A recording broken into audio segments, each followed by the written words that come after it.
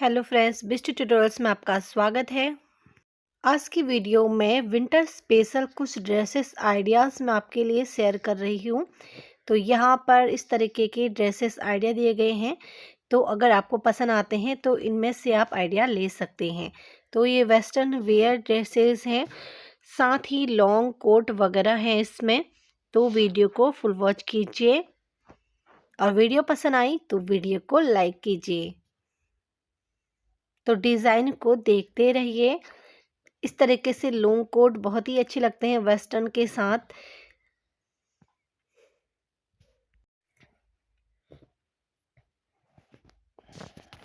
अगर आप कहीं घूमने जा रहे हो तो ये ड्रेसेस बहुत ही प्यारे लगने वाले हैं।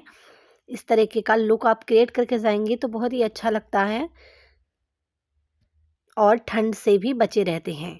तो वीडियो पसंद आई तो वीडियो को लाइक कीजिए। Thank you for watching and bye bye.